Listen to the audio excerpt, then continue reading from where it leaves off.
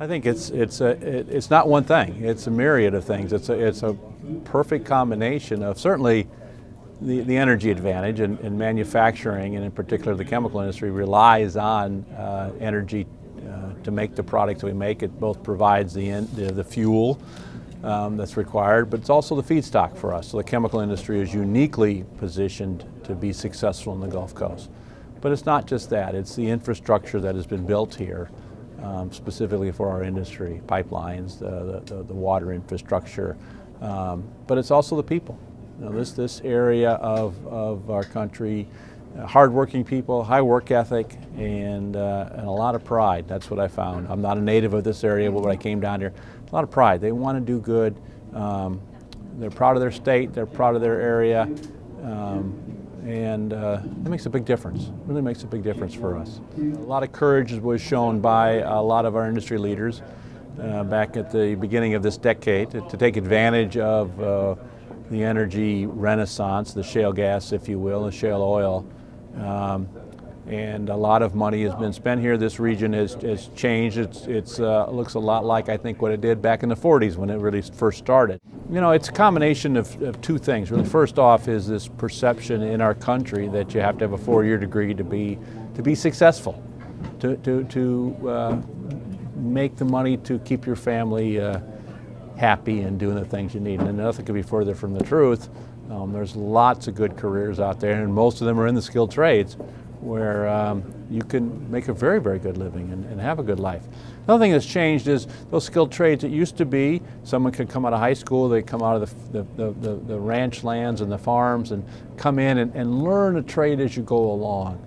Those times have changed as well. The technology has advanced so much that you have to have some level of schooling beyond the typical high school education to get that. Now you don't need a 4-year college degree. You don't even need an associate's degree. There's lots of certificates that can be earned, but it has to be done through some kind of learning, either offered through a community college or some companies offer it themselves. And we have to let people know about those programs. And our community colleges are a great place for these, and they're happening. The community colleges have recognized this and are making it happen. And we need to help change that perception out there that you know, these skilled trades are very valuable. They contribute positively to society, and you can make a great living doing that. Well, the education that you need to do these kind of trades really lends itself to the facilities that a community college has. It's the right size. They tend to be commuter colleges, so people don't have to leave and worry about finding a place to live, living in a dorm. And certainly in the Gulf Coast, they're situated around where the major industries are.